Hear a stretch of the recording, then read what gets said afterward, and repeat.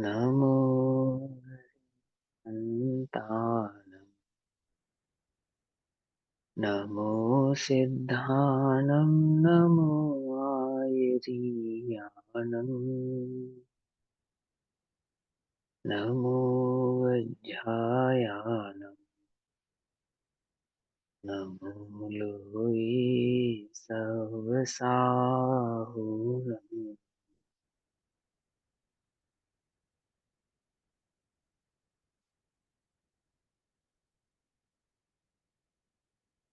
ओंकारं बिन्दुसंयुक्तं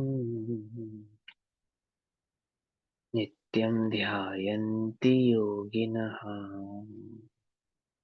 कामदं मोक्षदं चैव ओंकाराय नमो नमः। मङ्गलं भगवान् वीरु मङ्गलं गौतमो गणी मङ्गलं कुन्दकुन्दाद्यो जैनधर्मोऽस्तु मङ्गलम्।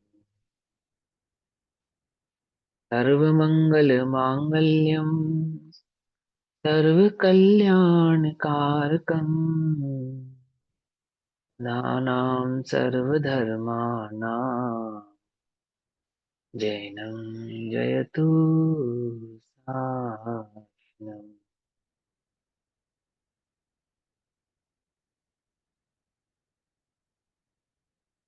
नमः समेसाराय स्वानुभूत्या च कासते चित्स्वभावाय भावाय सर्वभावान्तरच्छिदे।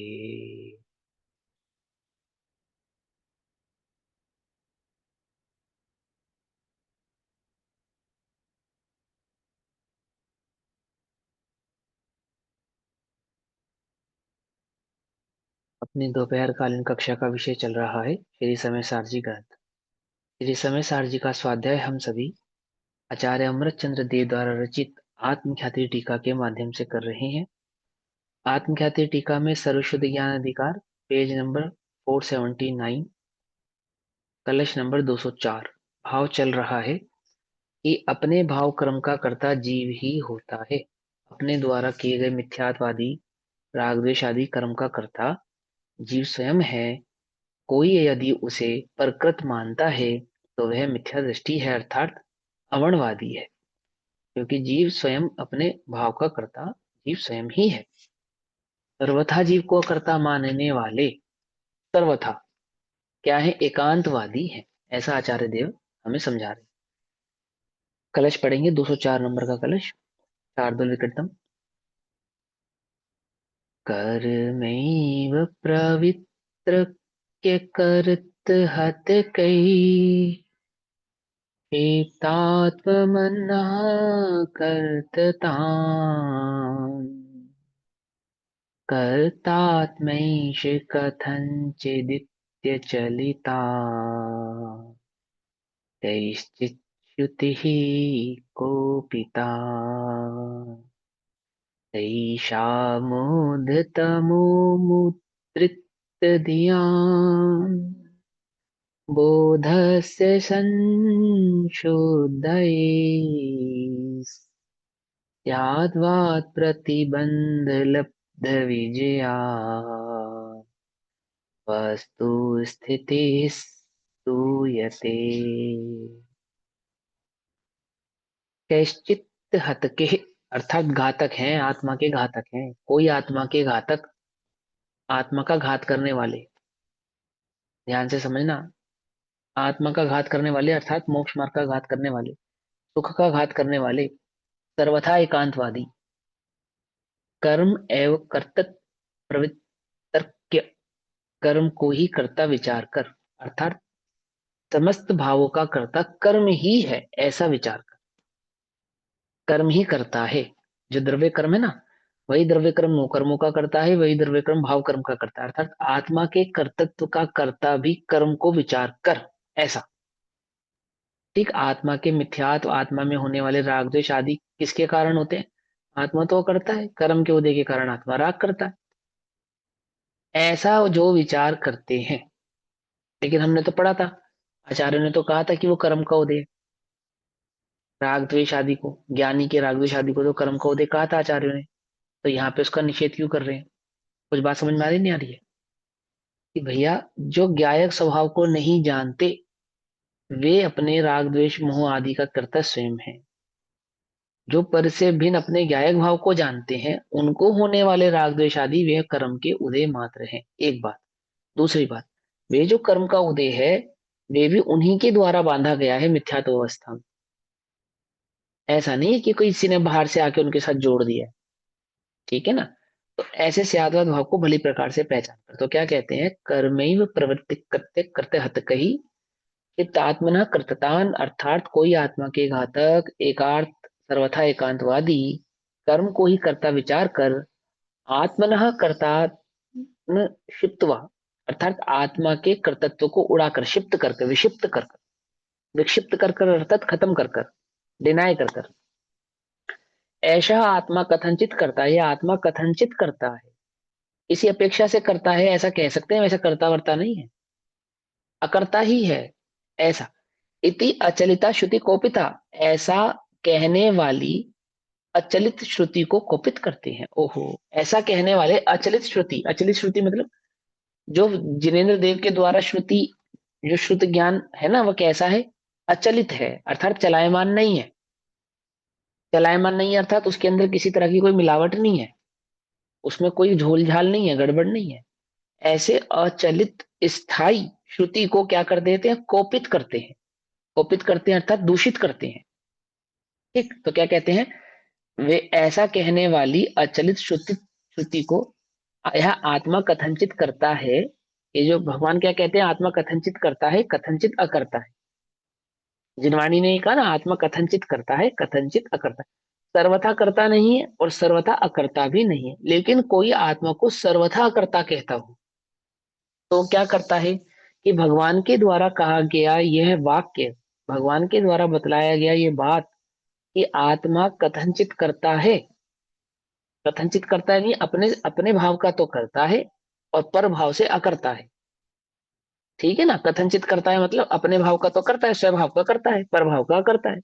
लेकिन कोई कहता है कि सर्वथा करता है। तो भगवान के द्वारा कहा गया जो ये बात है कि आत्मा कथनचित करता है, ऐसी जो कहने वाली भगवान की श्रुति है उसको कोपित करता है, अर्थात उसको दूषित करता है। समझ में बात? निर्बाध जिनवाणी की विराधना करते हैं। अगर वो ऐसा कहते हैं तो निर्बाध जिनवाणी की विराधना करते हैं। यदि वे आत्मा को सर्वथा करता कहते हैं, कथनचित करता ना कहकर सर्वथा करता कहते हैं, तो क्या करते हैं? जिनवाणी की विराधना करते हैं। उद्यत मोह मुद्रित ध्यान तेषाम बोधस्य संशुद्ध है, जिनकी बुद्धि तीव्र मोह से मुद्रित हो गई है। उद्यत मोह मुद्रित ध्यान, जिनकी बुद्धि ध्यान बुद्धि मुद्रित हो गई है मोह से, तीव्र मोह के उदय से मुद्रित हो गई है। मुद्रित हो गई अर्थात कीलित हो गई है, जड़ हो गई है, खराब हो गई है ना, पागल हो गया जो, ऐसा मुद्रित हो गई है भैया, ऐसे। हाँ, यहाँ पे आपने जो कथनचित कर्ता बोला है, इसमें क्या अपने ज्ञान स्वभाव का कर्ता लेंगे हम, या अज्ञान का कर्ता भी लेंगे?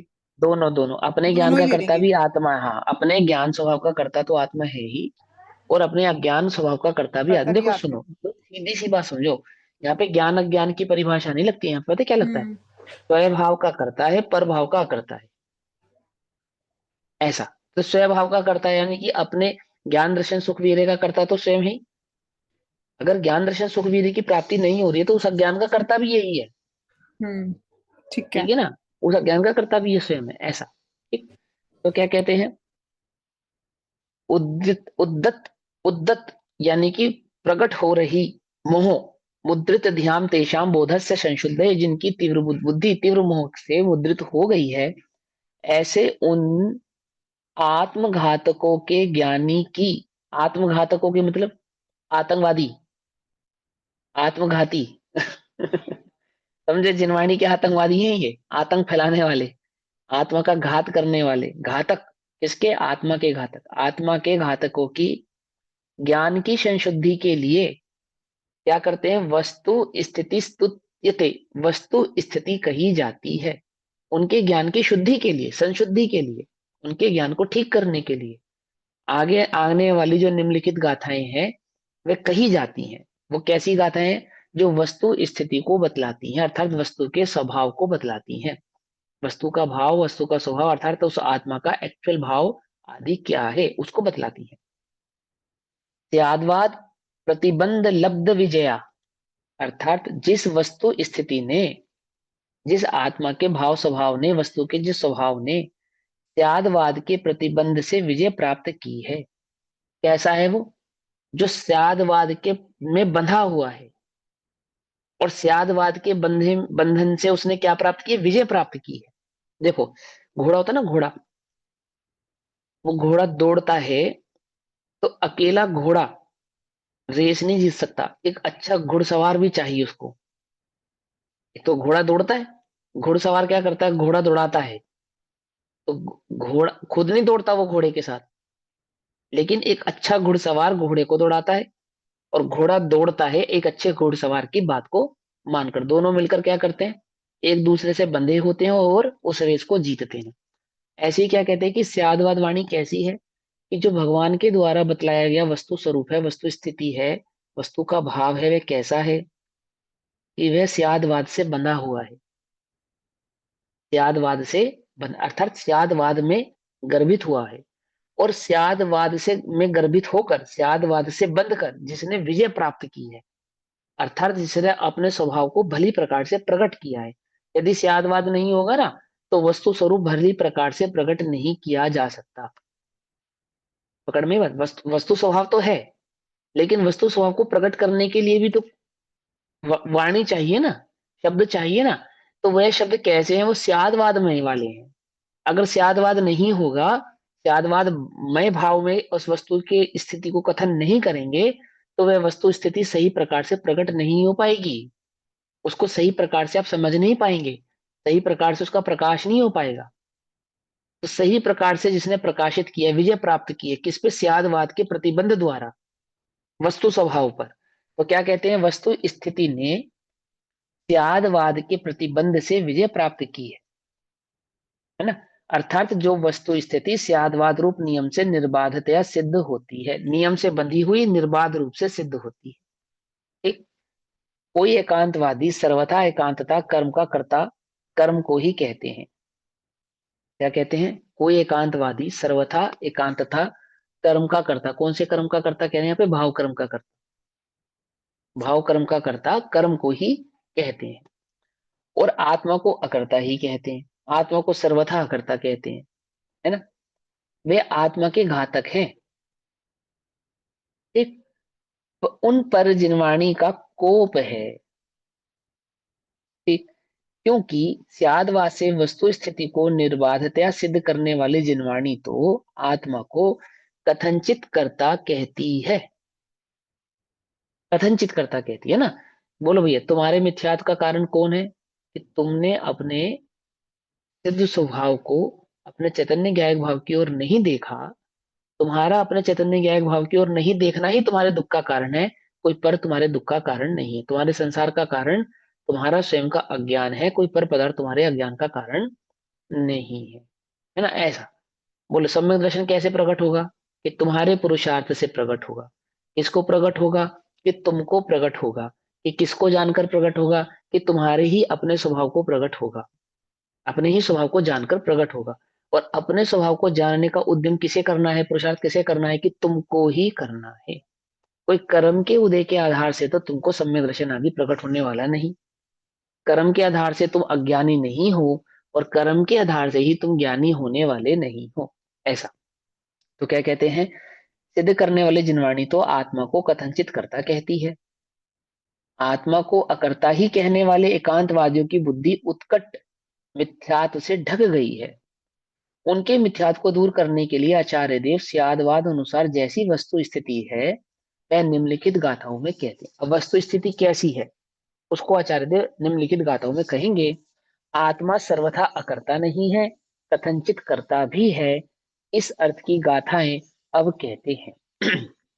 तो गाथा नंबर 332 से लेकर गाथा नंबर 344 तक, है ना, गाथा नंबर 332 से लेकर 344 तक की गाथाएं इस भाव को समझाएंगे, सियादवाद भाव से, आत्मा के कर्तृत्व को, कथनचित कर्तृत्व को। हम पढ़ेंगे 332 से 340 नंबर तक की गाथाएं, एक भाव को समझाएगी, फिर उसके बाद की गाथाएं अलग भाव को समझाएंगी। तो पहले हम 32 से 40 तक की गाथाओं का पाठ करते हैं। कम्मे दो अणनानि किज्जति नाणी तहेव कम्मेहिम्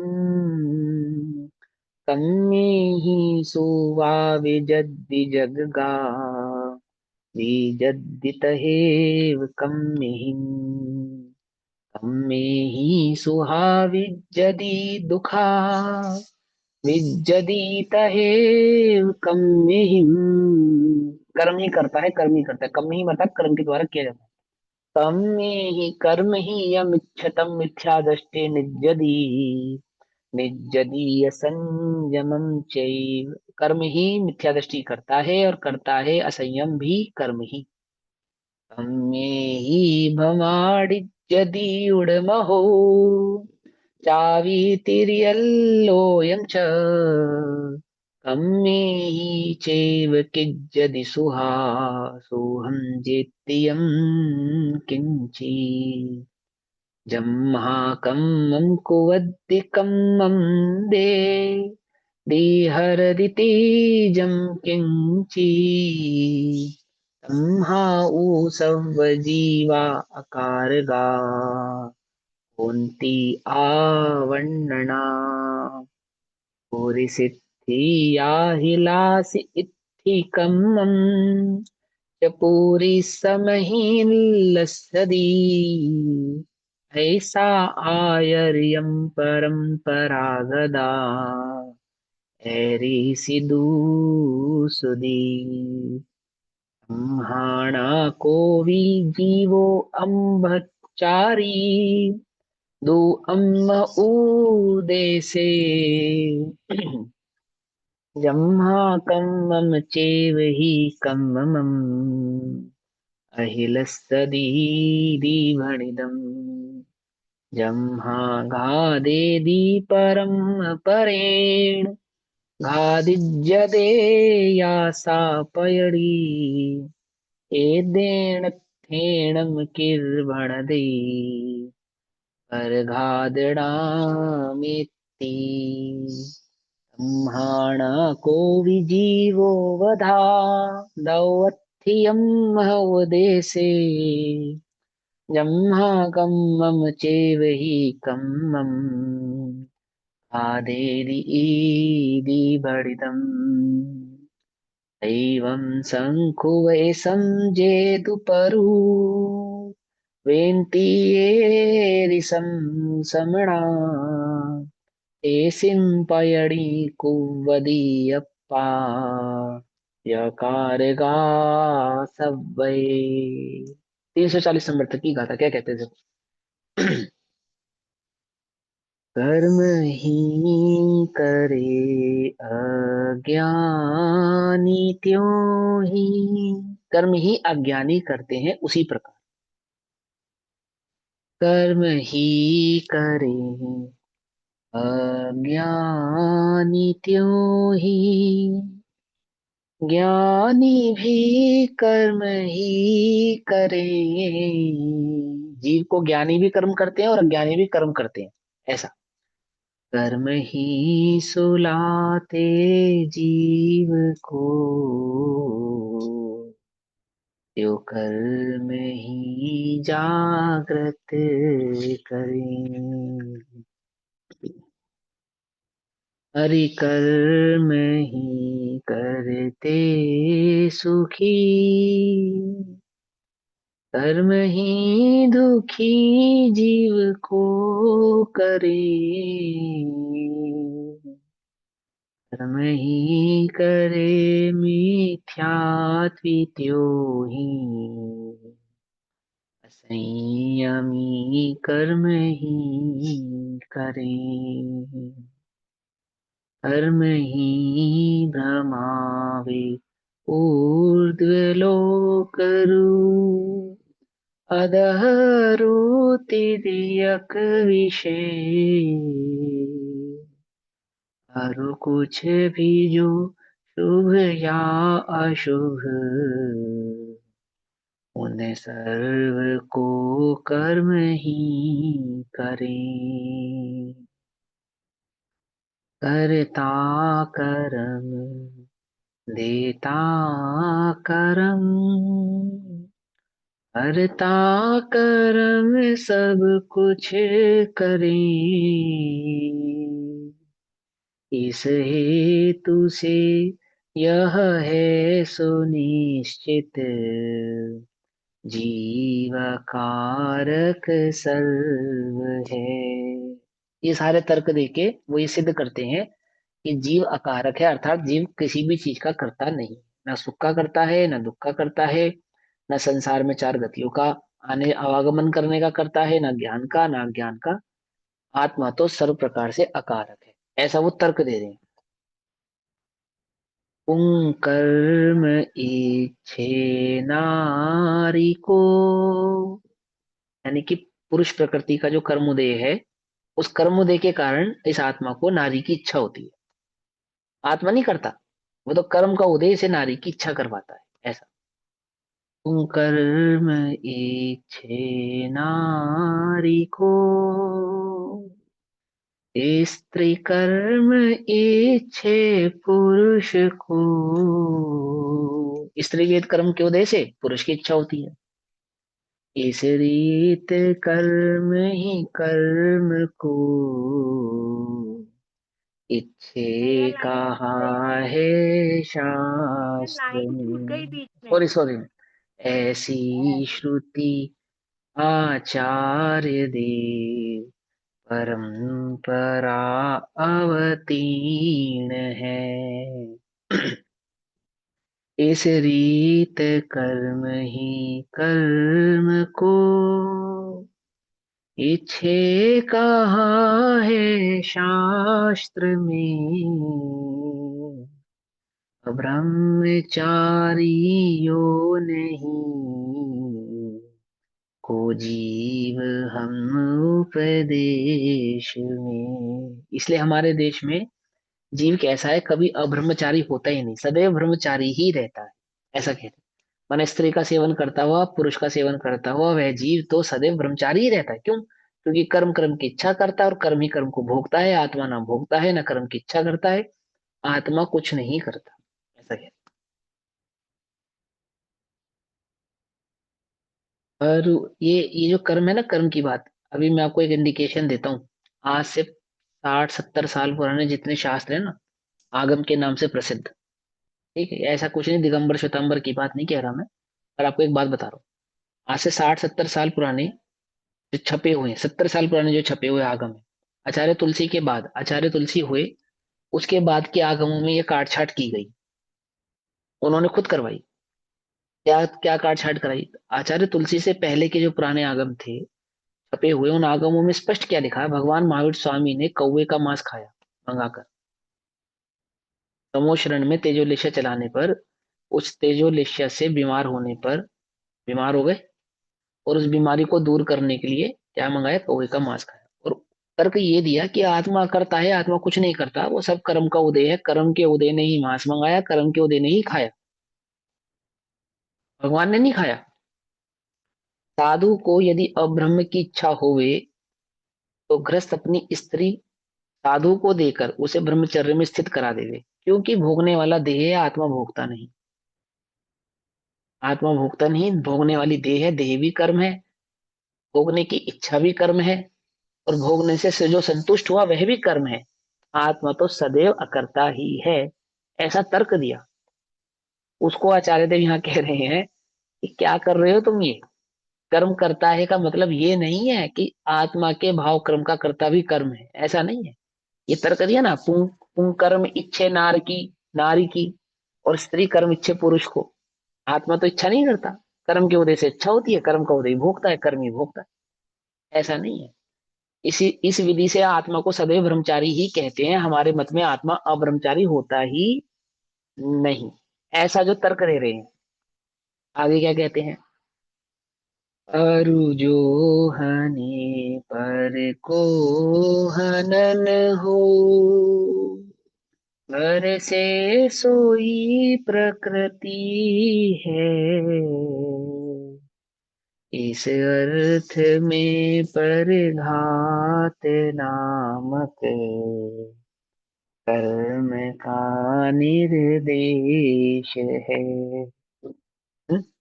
क्योंकि आपने कहा था कि कोई आयु कैसे हरेगा जब आयुष कर्म हर सकता नहीं। आपने तो कहा था। तो क्या कह रहे हैं कि जो जीव की हिंसा होती है वो प्रकृति कराती है, कर्म को उदय कराता है ना। हम तो जीव की हिंसा करते हैं नहीं, इस अर्थ से परघात नामक कर्म का निर्देश है। जो पर का घात होता है वो तो कर्म के उदय से होता है। आयुष कर्म का वो पूर्ण होने पर, किसी न किसी का निमित्त बनने पर, आदि आदि होने पर ही कर्म के द्वारा ही हिंसा होती है, ऐसा। इस रीत कर्म ही कर्म को अनता कहा है शास्त्र में। जीव तो अजर अमर है। कर्म ही कर्म को मारता है, कर्म ही कर्म को जलाता है। ना आत्मा मरता है, ना आत्मा जीता है। आगे कुछ याद आ रही है? बात नहीं याद आ रही? गीता में क्या कहा है? तू आत्मा तो अजर अमर है, मार, क्योंकि मारने वाला तो तू है नहीं। ऐसा नहीं है जिनागम जो कहते ना कि समय सार जनों की गीता है, वो बड़ा अपराध करते हैं। बड़ा अपराध करते हैं। गीता नहीं है ये, गीता नहीं, गीता से तो बहुत उत्कृष्ट है। गीता से तुलना नहीं हो सकती इसकी। इस रीत कर्म ही कर्म को हनता कहाँ है शास्त्र में। इससे न को भी जीव है हिंसक जो हम उपदेश में।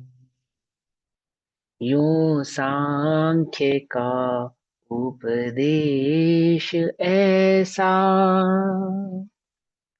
जो श्रवण वर्णन करे। ध्यान से समझना। आजकल एक बहुत प्रचलन में है, अष्टावक्र गीता की समय सार से तुलना हो रही है। बहुत प्रचलन में है। और अच्छे अच्छे वक्ता उसकी लाइनें कोट करते हैं, समय सार की कक्षा लेते हैं, स्वाध्याय कराते हैं, और अष्टावक्र गीता की लाइनें कोट करते हैं।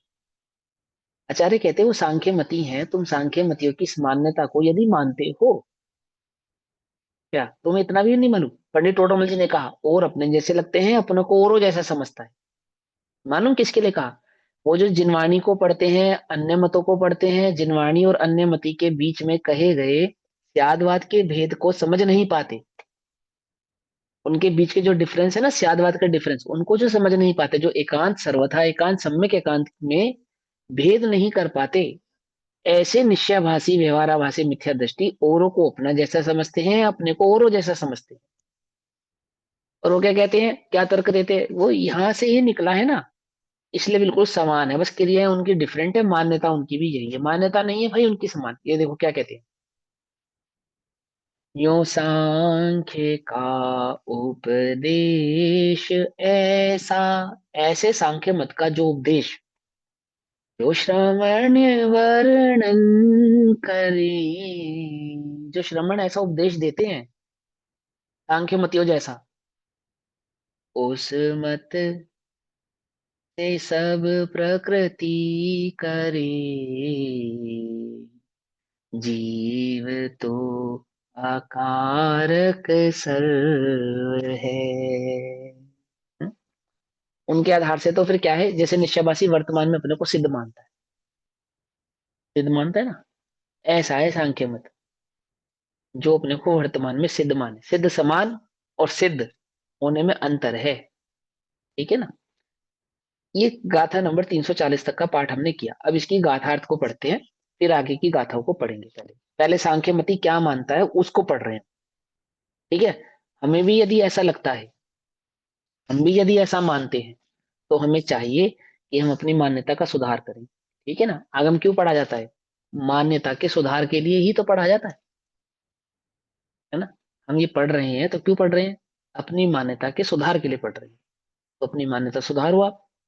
क्या सुधारो? देखो गाथार्थ। कर्म भी तू, कर्म अज्ञानी करते हैं, उसी तरह कर्म जीव को ज्ञानी करते हैं। कर्म सुलाते हैं, और उसी तरह कर्म जगाते हैं। कर्म सुखी करते हैं, उसी तरह कर्म दुखी करते हैं। कर्म मिथ्यात्व को प्राप्त कराते हैं, और कर्म ही असंयम को प्राप्त कराते हैं। क्यों? तुम्हारे असंयम का कारण कौन? कर्म का उदय है ना। कर्म है भैया, मैं थोड़ी, मैं तो करता हूं। कर्म ऊर्ध्व लोक, अधोलोक और त्रियग लोक में भ्रमण कराते हैं, कर्म कराते हैं। कर्मों की जब तक इच्छा होगी तब तक चार गति में घुमाएंगे, जब उनकी इच्छा पूरी हो जाएगी छोड़ देंगे। हम तो कैसे हैं? अकर्ता है।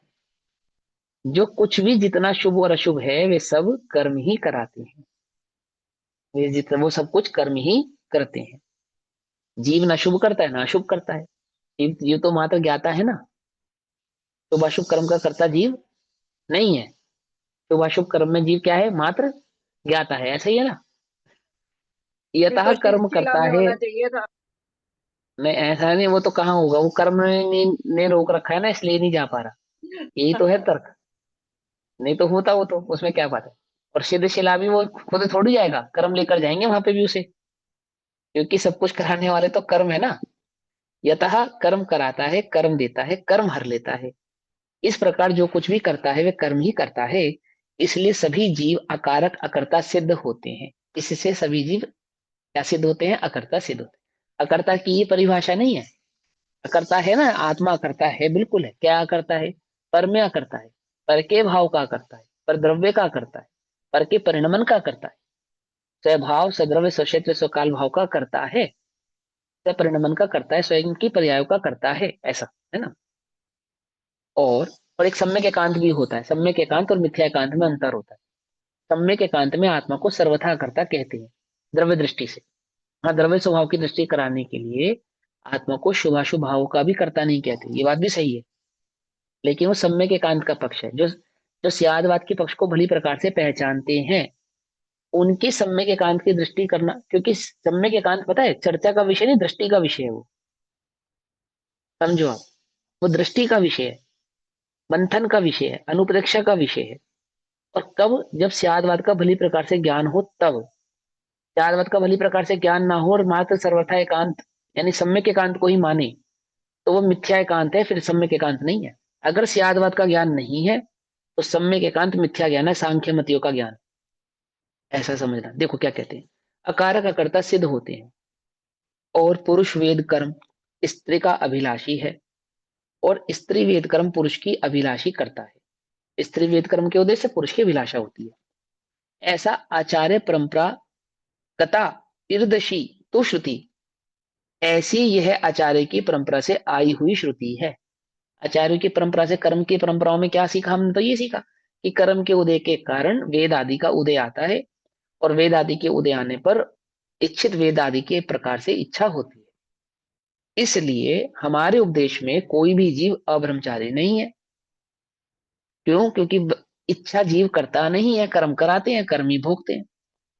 क्योंकि कर्म ही कर्म की अभिलाषा करता है, ऐसा कहा है। हम्म? और क्या कहा है? जो पर को मारता है और जो पर के द्वारा मारा जाता है, वह भी प्रकृति है, वह भी कर्म है। कर्म के उदय से मरता है और कर्म के उदय से ही मारा जाता है। बोलो भैया, हमारा तुमसे किसी प्रकार का विवाद हो जावे तो क्या है? कर्म का उदय है, कर्म के उदय के कारण हमारा विवाद हो गया। हमने तुमसे कुछ कहा और तुमने हमसे कुछ कहा। तो किसने कहा? जीव ने तो कुछ ना, तुमने कुछ कहा ना हमने कुछ कहा, सब कर्म के उदय ने किया। कर्म के उदय ने कहा। जीव तो बेचारा क्या था, उसमें अकर्ता ही था, है ना। ऐसे ही है ना। वो कह रहे, अब कैसे समझा तुम्हें सियादवाद? देखो मैंने पहले भी समझाया, जहां उपयोग है वहां जीव है, और उपयोग जिसका करता है जीव उसी ही का करता है। यदि उपयोग पर में है तो जीव पर का करता है। उपयोग स्वयं में है तो स्वभाव का करता है, सीधी सी बात। क्रोध मान माया लोभ आदि चार कषाय पांच पापिक की प्रवृत्ति में यदि उपयोग है तो आत्मा उसका करता है, क्योंकि आत्मा उपयोग का करता है। बच्चा गलती करे तो दोष किसको देते हैं? माँ बाप को देते नहीं देते? तुम्हारे माँ बाप ने तुम्हें यही सिखाया। बच्चा गलती करता है तो दोष माता पिता को ही तो जाता है, बच्चे को तो नहीं जाता। ऐसे ही उपयोग जहां भ्रमित होता है, भ्रमण करता है, वह उपयोग किसका है? किसका है? तुम्हारा ही तो है। वो तुम्हारा ही तो है, नहीं तुम ही उपयोग हो, उपयोगस्य लक्षणम। तुम ही उपयोग हो, तुम ही हो, कुछ और नहीं है वो जो पर में भ्रमित हो रहा है वो तुम ही हो। और उसकी सजा तुमको ही मिलेगी, क्योंकि तुम उसके कर्ता हो, उपयोग का कर्ता आत्मा है। ठीक है समझ में, ये बात हमेशा ध्यान रखो, है ना। तो क्या कहते हैं, अब भेद विज्ञान करना सीखो सही तरीके से, तो तभी वहां यहाँ पे पे आचार्य ऐसे बार सब बार बार कुछ ही बार। बताया है कि कर्मों से हुआ है, कर्मों से हुआ है, ये भी कर्मों से हुआ है, हम्म, तो फिर कर्म हम्म। कहाँ से आए, ये भी तो क्वेश्चन उठ सकता है ना। हाँ, कर्म है ना, द्रव्य कर्म स्केल है वो तो। कितनी बार समझाया, भाव कर्म का करता है जी, जीव के नहीं, आप उपयोग मेरी बात की नहीं स्थिति समझे, को। वो तो मुझे हाँ, पता है, मतलब अब जैसे यहाँ पे ये कहते हैं ना, सब कुछ कर्म ही करता है, आत्मा कुछ नहीं करता, अकर्ता है तो फिर कौन आत्मा कहता कहाँ है। से, इसमें मतलब जो हम पढ़ रहे हैं। सांख्य मतों की चर्चा कर रहे हैं अभी तो हम, आज जैन आगम की हाँ, तो चर्चा नहीं कर वही रहे। सांख्या मत के कह रही हूँ ना, ये सिर्फ उन्होंने हाँ, सब कुछ कर्मों के ऊपर डाल दिया। हाँ तो कर्म कहाँ से है, अच्छा हाँ ठीक है, इनका ये हाँ क्वेश्चन है कि जो सब कुछ कर्म पे डाल रहे हैं, तो कर्म की अपनी मर्जी से कर रहे हैं, कर्म का चेतन है। हाँ, ये कह रही हूँ। कर्म को परिणाम आने वाला भी तो कोई होगा, ये तर्क दे रही है, सही होगा है, अच्छी ना, बात है, हाँ। ये भी तर्क है, हाँ ठीक है, बढ़िया तर्क है। देखो क्या कहते हैं, जो पर को मारता है, जो पर के द्वारा मारा जाता है, वह प्रकृति है, प्रकृति अर्थात कर्म है। इस अर्थ में पर घात नाम कर्म कहा जाता है। पर घात नाम कर्म के उदय के कारण पर का घात होता है। इसलिए हमारे उपदेश में कोई भी जीव अपघातक अर्थात मारने वाला नहीं है, क्योंकि कर्म ही कर्म को मारता है, ऐसा कहा है। अब आचार्य देव कहते हैं कि इस प्रकार ऐसा सांख्य मत का उपदेश जो श्रमण जैन मुनि प्ररूपित करते हैं, जो अगर मुनि भी ऐसा कह रहे हैं, गृहस्थों की तो बात छोड़ो। समझे, यदि जैन मुनि भी ऐसा कह रहे हैं, जैन मुनि कहने का मतलब क्या, मात्र नगन है ऐसा नहीं। जैन मुनि कहने का तात्पर्य जो जैनत्व को भली प्रकार से जानता हो, समझता हो, उसके भाव को, उसके धर्म को जानता हो, पढ़ा हो उसने, और फिर वो ऐसा पढ़ के भी वो ऐसा कह रहा है, जैन मुनि होकर कोई ऐसा कह रहा है, प्ररूपित करते हैं, तो उनके मत में प्रकृति ही करती है, और आत्मा तो सब अकारक है, ऐसा सिद्ध होता है ना। अथवा चमड़ा तेषाम प्रकृतिम कृत्यम सर्वे, है ना। अब ये हमने 340 नंबर तक की गाथाओं का पाठ किया, है ना, अर्थ कर लिया। क्या कहते हैं, आचार्य देव कहते हैं कि इस प्रकार ऐसा सांख्य मत का उपदेश, ऐसा सांख्य मत का उपदेश जो जैन मुनि करते हैं, प्ररूपित करते हैं, उनके मत में प्रकृति ही करता है, अर्थात कर्म ही करता है, और आत्मा तो सब प्रकार से अकारक सिद्ध होता है। ऐसे सांख्य मतियों के मत में, ऐसे जैन मुनियों के अनुसार सांख्य मतियों जैसा आत्मा अकारक सिद्ध होता है। अब आगे क्या कहते हैं, अथवा, अब आगे की गाथा पढ़ेंगे, 340 से आगे की गाथा। ऐसो मिच्छ सहावो तुम हम एयम उड़न्तस्य अप्पाणिच्चो संख्ये जप देसो देसिदो दूसमहि नावीसो सकद्दी तत्तौ हीनो अहिहो यकादुञ्जे जीवस्य जीवरूपम् वित्थरदो जान लोग में खू तत्तोसो किंहीणो अहिहो अयकहं कुणदीदव्वम् अहजान गोदुभावो अहजान गोदुभावो नान सहावेण अच्छदेति मद्दम् तम्हाणावि अप्पा अप्पयं तु समयपणो कुणदी। क्या कहते हैं सुनो। अथवा तू माने आत्मा मेरा स्वयं आत्मा को करे, तो यह भी तुझ मंतव्य मिथ्या स्वभाव ही तुझ अरे। जीव नित्य है त्यों है असंख्य, प्रदेशी दर्शित समय में उससे न उसको हीन त्यों ही, ना अधिक कोई कर सके। असंख्यात प्रदेशी आत्मा ना कितने हैं? लोक प्रमाण। लोक प्रमाण है ना, लोक में जितने परमाणु हैं अर्थात उतने आत्मा के प्रदेश हैं, असंख्यात प्रदेशी आत्मा उस आत्मा में। और उन प्रदेशों को कोई कम नहीं कर सकता, कोई बढ़ा नहीं सकता, घटा बढ़ा सकता नहीं। आत्मा स्वयं चाहे तो भी उन्हें कम बढ़ कर सकता नहीं, है ना। विस्तार से जीव रूप जीव का लोक मात्र प्रमाण है, क्या उससे हीन रु अधिक बनता, द्रव्य को कैसे करे। माने तू ज्ञायक भाव तो, ध्यान से सुनना क्या कह रहे हैं। माने तू ज्ञायक भाव तो, ज्ञान स्वभाव स्थित रहे, तो यूं भी यह आत्मा स्वयं निज आत्म को नहीं करे। अब ये तर्क सुनो बड़ा ध्यान से, है ना। क्या कहते हैं आचार्य जी। अथवा कर्तृत्व का पक्ष सिद्ध करने के लिए, किसके कर्तृत्व का? पर के कर्तृत्व का। अर्थात कर्म करा रहे हैं ना, कर्म ही सब कुछ करने वाले, आत्मा तो करता है। अथवा कर्तृत्व का पक्ष सिद्ध करने के लिए मानने से, यदि तुम यह मानते हो कि मम आत्मा, यदि आत्मा कुछ कर भी सकता है, आत्मा यदि कुछ कर सकता है तो क्या कर सकता है? आपने आचार्य देव कहा था आत्म ज्ञानम स्वयं ज्ञानम ज्ञान अन्यत करोति की, आत्मा ज्ञान के सिवा कुछ नहीं कर सकता, ऐसा आप ही ने कहा था हमसे, है ना। हमने तो नहीं कहा ना। अब तुम क्या कहते हो? सांख्य मतियों का तर्क सुनना ध्यान से। क्या कहते हैं? अथवा कि कर्तृत्व का पक्ष सिद्ध करने के लिए, यदि तुम आत्मा के किसी कर्तृत्व भाव को सिद्ध करना भी चाहते हो कि आत्मा क्या कर सकता है, और तुम ऐसा कहते हो, क्या कहते हो?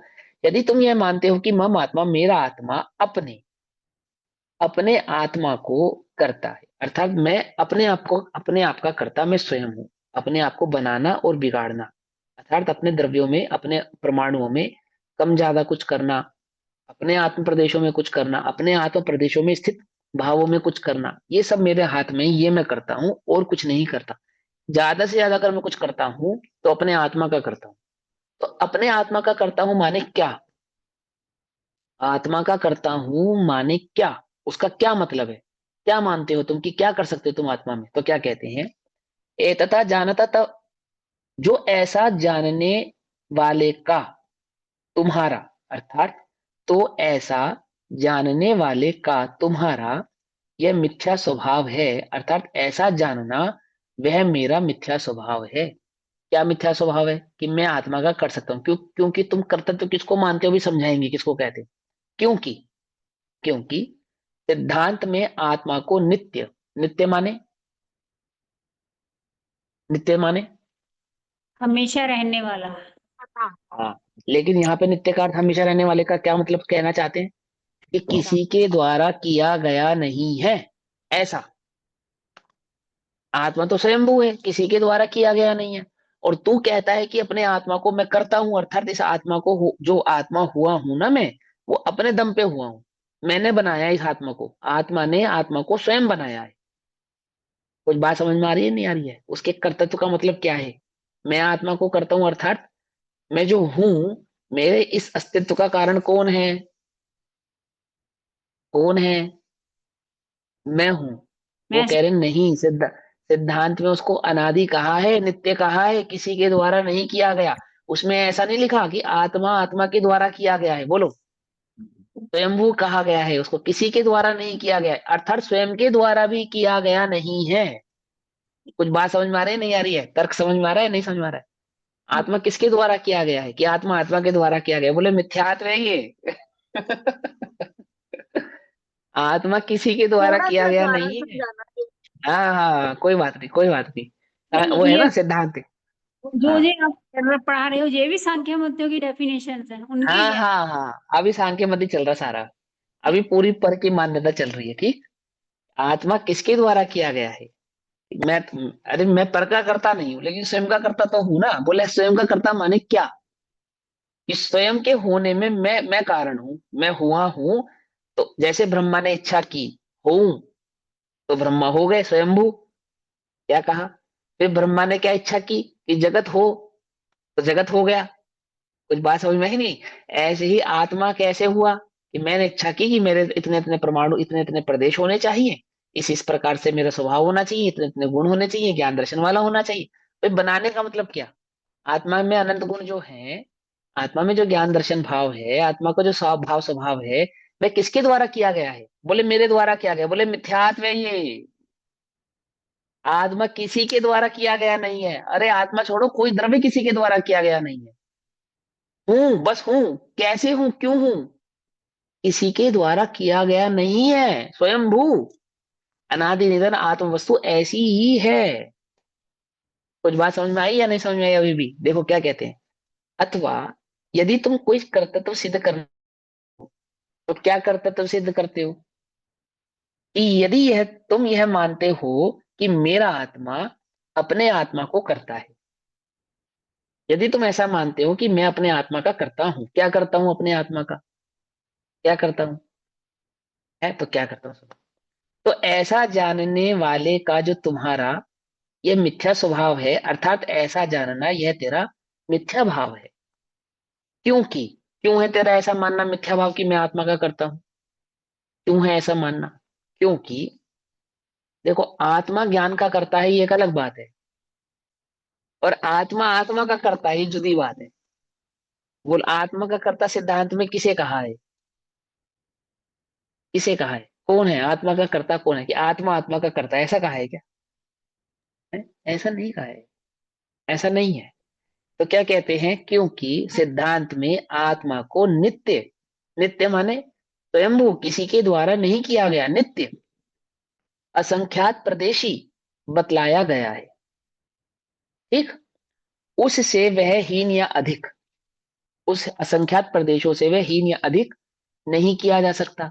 अगर तू आत्मा का करता है, मैं अपने आत्मा का करता हूं, तो अपने प्रदेशों को कम ज्यादा कर सकता हूँ, नहीं कर सकता हूँ? क्योंकि इस आत्मा का मैं करता हूँ। मैं अपने आत्मा का तो करता हूं ना। मैं चाहूं तो अपने प्रदेशों को घटा सकता हूँ, और मैं चाहूं तो अपने प्रदेशों को बढ़ा सकता हूँ। क्योंकि इस आत्मा का तो मैं करता हूँ, और पर का तो मैं करता नहीं, पर अपने आत्म भाव का तो करता हूं ना। अब मेरा मन नहीं कर रहा, असंख्यात गुण ज्यादा हो रहे हैं, 47 ही बहुत है, उतने याद भी हो जाते हैं, बाकी याद नहीं हो रहे, बाकी निकाल दो बाहर।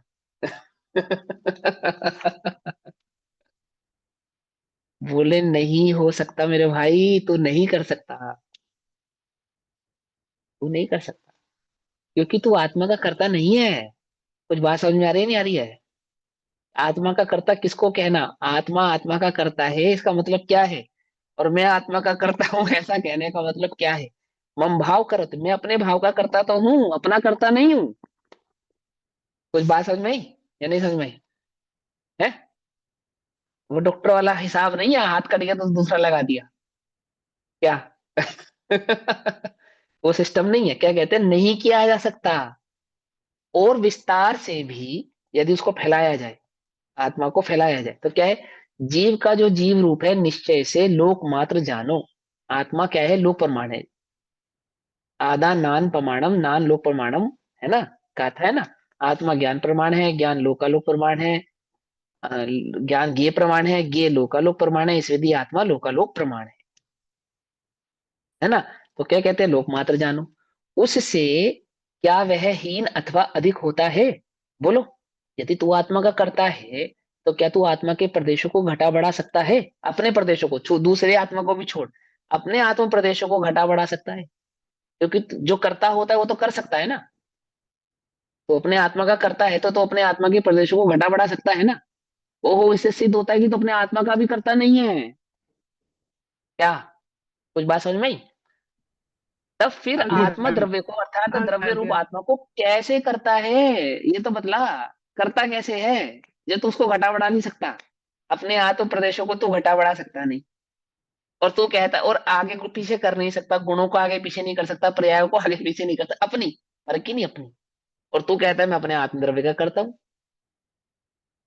तो तू अब तू अगर तेरा जो कर्तव्य है, तू किसका कर्तव्य मानता है? पर का तो कर्तव्य मानता नहीं, और कर्तव्य के नाम पे क्या मानता है कि आत्मा का करता हूं।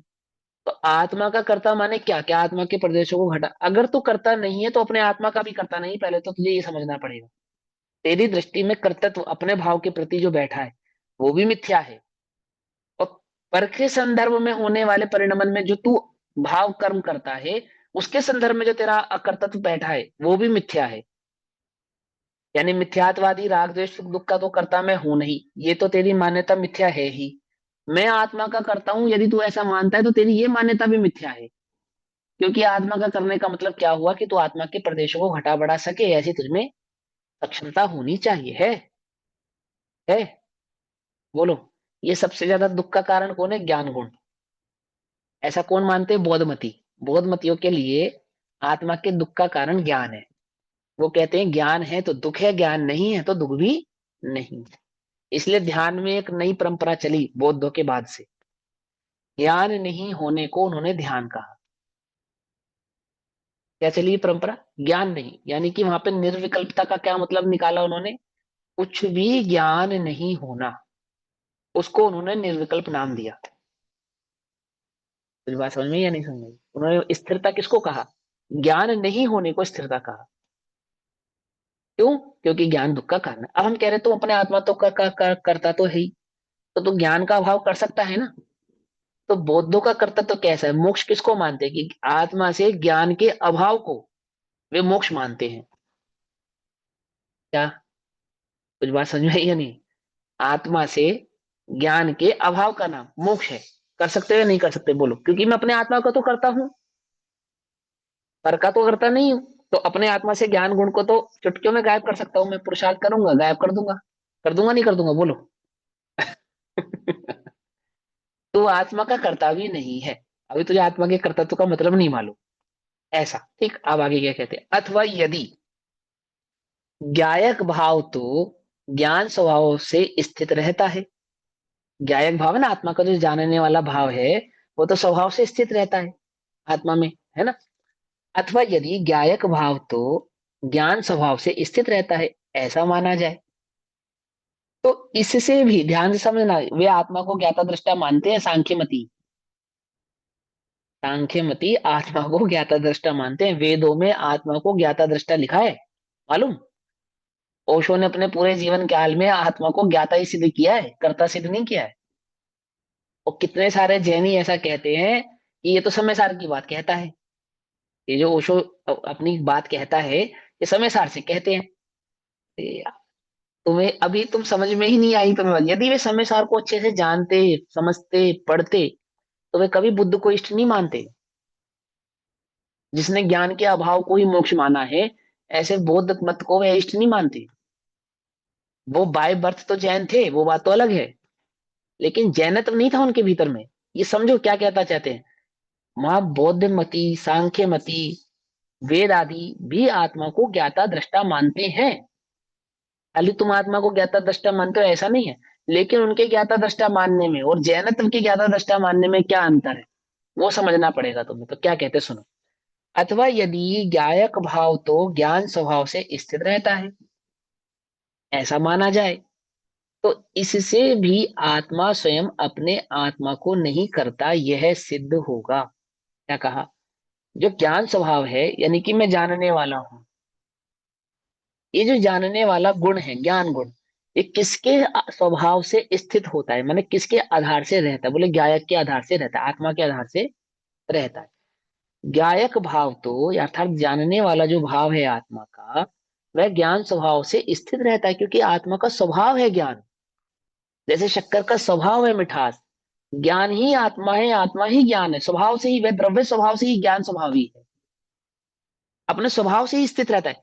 स्वभाव से स्थित रहता है अर्थात किसी के द्वारा दिया गया नहीं है, किसी ने लाकर एक द्रव्य में ज्ञान फिट कर दिया है, ऐसा नहीं है, स्वभाव से ही रहता है। फिर आगे क्या कहते हैं? ऐसा माना जाए, तो इससे भी यदि उस ज्ञान को स्वभाव से माना जाए तो इससे भी आत्मा स्वयं अपने आत्मा को नहीं करता है, यह सिद्ध होगा। क्योंकि जब एक गुण स्वयं से स्वभाव से हो सकता है तो अनंत गुण भी स्वभाव से हो सकते नहीं हो सकते? यदि ज्ञान किसी के द्वारा फिट किया गया नहीं है तो अनंत गुण भी किसी के द्वारा लाएगा ही नहीं है। आत्मा अपने आप को करेगा तो किसी को करने के लिए ज्ञान नामक गुण की आवश्यकता है या नहीं है? तो आपने कहा कि ज्ञान तो वहां पे स्वभाव से था, ज्ञान तो उसका स्वभाव ही है, और बाकी उसके अलावा जो कुछ घटा बढ़ा वो आत्मा ने अपने आप से किया। तो कह रहे हैं कि एक गुण जब स्वभाव से हो सकता है तो क्या अनंत गुण स्वभाव से नहीं हो सकते? जरूरी है जब एक को नहीं करता तो अनंत को भी नहीं कर सकता, और अगर एक को करता है तो अनंत को भी कर सकता है।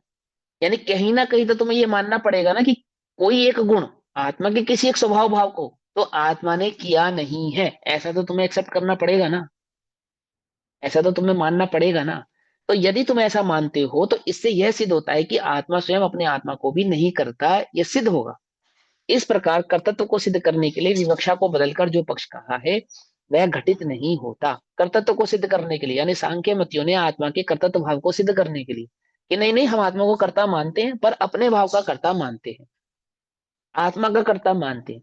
तो बोले कि अपने आत्मा का कर्तृत्व का भाव जो तुम सिद्ध करना चाहते हो वह भी सही प्रकार से सिद्ध होने वाला नहीं, क्योंकि आत्मा आत्मा का कर्ता नहीं है। तो किसका करता है? तो किसका करता है ना? ये भी आचार्य देव हमको समझाएंगे, चिंता नहीं करो। पहले सांख्य मतियों की मान्यता समझ जाओ। अब समय तो हो गया, टीका पढ़नी है, टीका पढ़ेंगे तो और अच्छा लगेगा। पहले मैं इसका ब्रैकेट भाव पढ़ देता हूँ, टीका हम कल पढ़ेंगे। देखो, इस प्रकार यदि कर्म का कर्ता कर्म ही माना जाए तो स्यादवाद के साथ विरोध आता है, पहली बात। इसलिए आत्मा को अज्ञान अवस्था में कथनचित अपने अज्ञान भाव कर्म का कर्ता मानना चाहिए। कौन सी अवस्था में? अज्ञान अवस्था में। और आचार्यों ने ज्ञानियों को कर्ता कहा है, इसीलिए कहा है, समझे ना? क्योंकि अज्ञान के समय में आत्मा को सर्वथा कर्ता नहीं कहा उन्होंने, उसके अज्ञान भाव का कर्ता तो उसको स्वयं का, और पर से भिन्न एकत्व ज्ञान भाव की दृष्टि होने पर जो कर्म का उदय आया उसको कर्म का कर्ता कहा, उसको आत्मा का कर्ता नहीं कहा। याद बात भाव समझते हो? तो स्वयं को जाने तब तो तू कर्ता सिद्ध होगा। तू स्वयं को जानता ही नहीं तो ऐसे कर्ता सिद्ध होगा? अपने भाव कर्म का कर्ता तो तू ही सिद्ध होने वाला है। तो जब तू स्वयं को ही नहीं जानता, अपने आप को जानता ही नहीं है, तो तू कैसे कह सकता है कि मैं करता हूं? क्या कहा? एक व्यक्ति एक व्यक्ति की गवाही देने के लिए कोर्ट में गया, तो जिसके जिसके खिलाफ गवाही देनी थी उसको मालूम नहीं था किसके खिलाफ देनी है गवाही। जज ने पूछा, ये जो सामने व्यक्ति खड़ा है तुम इसे जानते हो? वो कटघरे से बाहर खड़ा था, तो उसने कहा नहीं मैं इन्हें तो नहीं जानता। तो अब उस गवाही देने से पहले ही क्या बोले, जिसकी तू गवाही देने आया है जब तो उसे ही नहीं जानता तो तेरी गवाही क्या मान्य नहीं हो सकती? मान्य कैसे होगी बताओ? जिसके खिलाफ गवाही देनी है, जिसके पक्ष में गवाही देनी है, पहले उसको तो जान। ऐसे ही आत्मा करता है, तेरी बात हो तो तब माने जब तू आत्मा को जानता हो। तो आत्मा को जानता है? बोले नहीं आत्मा को तो नहीं जानता पर आत्मा करता है। क्यों करता है? क्योंकि समय सार में लिखा है आत्मा करता है, इसलिए मैं भी कहता हूं आत्मा करता है। क्योंकि समय सारजी में लिखा है इसलिए आत्मा करता है, या आत्मा करता है इसलिए समय सारजी में लिखा है? बोलो, कुछ फर्क है या नहीं है? समय फर्क है। सारजी में लिखने के कारण हाँ करता नहीं है, वो स्वभाव से करता है, उसके स्वभाव को समय सारजी में लिखा है। उस स्वभाव को तो जानता है या नहीं जानता है? नहीं जानता है ना, तो तेरा कर्ता कहना मिथ्या है। ऐसा तो क्या कहते हैं, इस प्रकार यदि कर्म का कर्ता कर्म ही माना जाए तो स्यादवाद के साथ विरोध आता है। इसलिए आत्मा को अज्ञान अवस्था में कथनचित, क्योंकि विभाव है ना, वो स्वभाव नहीं है, कथनचित अपने अज्ञान भाव रूप कर्म का कर्ता मानना चाहिए, जिससे स्यादवाद के साथ विरोध नहीं आता। आई बात समझ में? अब पढ़ेंगे टीका, तो टीका हम पढ़ेंगे कल। तब तक के लिए सभी को जय जिनेन्द्र। ओम नमः सिद्धेभ्य। निज निधि निज में बताई, यह अनंत उपकार है, उसके लिए जिन वाणी माँ को वंदना शतबार।